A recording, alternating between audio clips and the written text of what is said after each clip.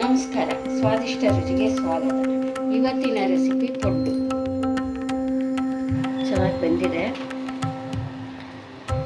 Taste ಮಾಡಿ ನೋಡೋಣ.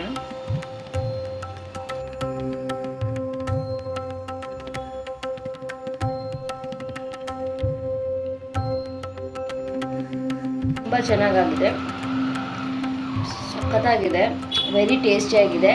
ನೀವು ಟ್ರೈ ಮಾಡಿ ಮನೇಲಿ. ಪೊಡ್ಡು ಮಾಡಲು ಬೇಕಾಗಿರುವ ಪದಾರ್ಥಗಳು: ಅಕ್ಕಿ 50 ಗ್ರಾಮ್, 50 ಗ್ರಾಮ್ ಉದ್ದಿನಬೇಳೆ.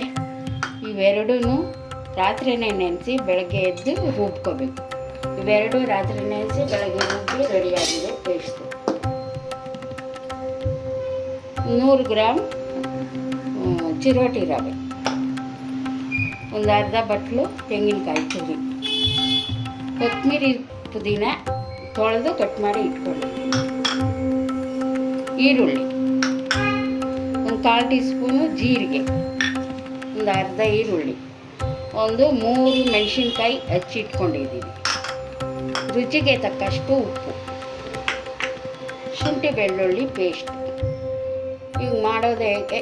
ಇದು ಕಾಯಿ ತುರಿಗೆ ಕಡಲೆಪಪ್ಪು, 4 ಹಸಿಮೆಣಸಿನ್ಕಾಯಿ, ತೆಂಗಿನಕಾಯಿ, 1 ಇಂಚು ಶುಂಠಿ, 4-5 ಬೆಳ್ಳುಳ್ಳಿ, 1/4 ಟೀ ಸ್ಪೂನ್ ಜೀರಿಗೆ. ಇದು ಕಾಯಿ ಚಟ್ನಿಗೆ ಬೇಕಾಗಿರುವಷ್ಟು. ಈಗ ರುಬ್ಬೋದಕ್ಕೆ ಕಾಯಿ ಚಟ್ನಿ ತಯಾರು ಮಾಡ್ಕೊಳ್ಳೋಣ. ರುಬ್ಬಕ್ಕೆಲ್ಲ ಹಾಕ್ತಾಯಿದ್ದೀನಿ.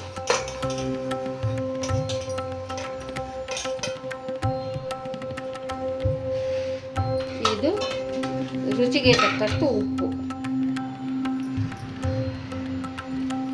ಇಷ್ಟು ಹಾಕಿ ರುಬ್ಕೊಂಡು ಕಾಯಿ ಚಟ್ನಿ ತಯಾರು ಮಾಡಿಕೊಳ್ಬೇಕು. ಮತ್ತು ಪೊಡ್ಡುಗೆ ಬೇಕಾಗಿರೋದು ಇದೊಂದು ಬೋಲ್ ತಗೊಂಡು ಏನು ನೈಟ್ ನೆನೆಸಿ ಬೆಳಗ್ಗೆ ರುಬ್ಬಿದ್ನೋ ಅದು ಹಾಕ್ಕೊತಾ ಇದ್ದೀನಿ. ಇದಕ್ಕೆ ಚಿರೋಟಿ ರವೆ, ಕೊತ್ತಂಬರಿ ಸೊಪ್ಪು, ಪುದೀನ ಸೊಪ್ಪು ಹಚ್ಚಿಟ್ಕೊಂಡಿರೋ, ಹಸಿಮೆಣಸಿನ್ಕಾಯಿ, ಈರುಳ್ಳಿ, ತೆಂಗಿನ ತುರಿ,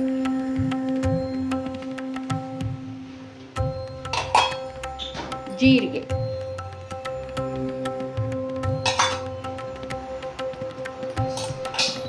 ಸ್ವಲ್ಪ ಒಂದು 1/4 ಟೀ ಸ್ಪೂನ್ ಶುಂಠಿ ಬೆಳ್ಳುಳ್ಳಿ ಪೇಸ್ಟ್. ಈಗ ಒಂಚೂರು ರುಚಿಗೆ ತಕ್ಕಷ್ಟು ಉಪ್ಪು, ಇಷ್ಟು ಹಾಕಿ ಮಿಕ್ಸ್ ಮಾಡಿ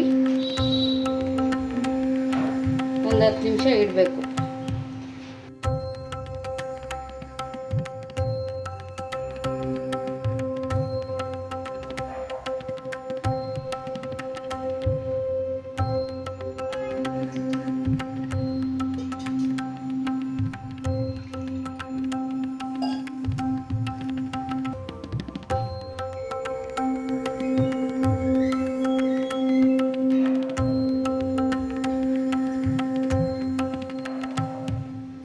ಇದು ಇಡ್ಲಿಗಿಂತ ಸ್ವಲ್ಪ ಗಟ್ಟಿಯಾಗುವಷ್ಟು ಅದಕ್ಕೆ ಕಲಿಸ್ಬೇಕು.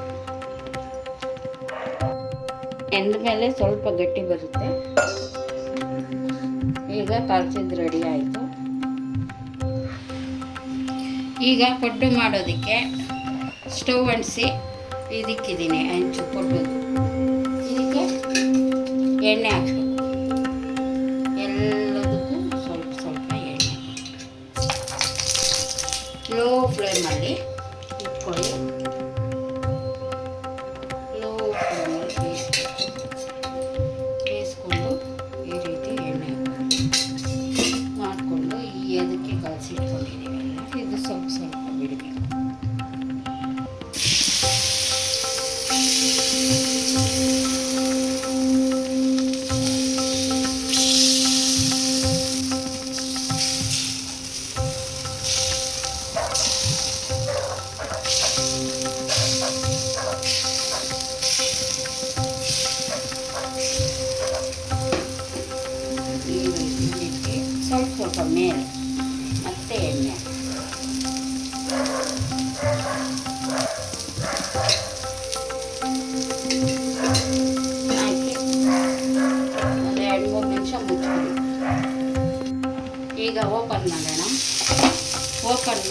ತಿರುವ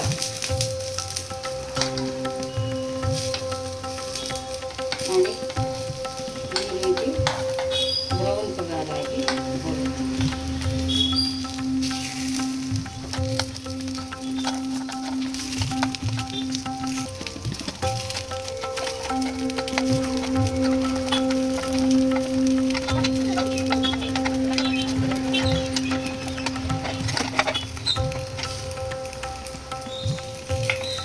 ಈ ರೀತಿ ಒಂದು 2-3 ನಿಮಿಷ ಬೇಯಿಸಿ ಆಮೇಲೆ ತೆಗೆಯೋಣ.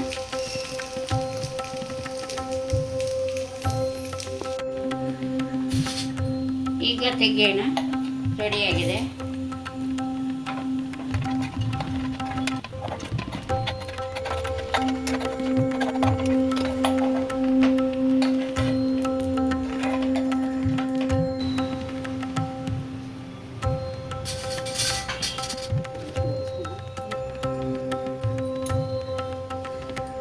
ಈಗ ಕಾಯಿ ಚಟ್ನಿ ಜೊತೆ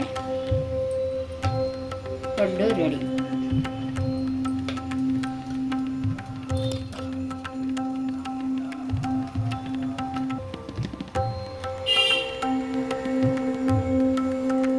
ಚೆನ್ನಾಗಿ ಬಂದಿದೆ, ಟೇಸ್ಟ್ ಮಾಡಿ ನೋಡೋಣ.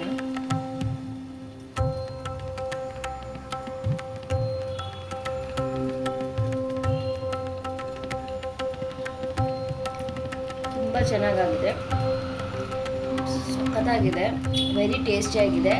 ನೀವು ಟ್ರೈ ಮಾಡಿ ಮನೇಲಿ. ಟ್ರೈ ಮಾಡಿದ್ಮೇಲೆ ಚೆನ್ನಾಗಿ ಬಂದರೆ ಲೈಕ್ ಮಾಡಿ, ಸಬ್ಸ್ಕ್ರೈಬ್ ಮಾಡಿ. Thank you.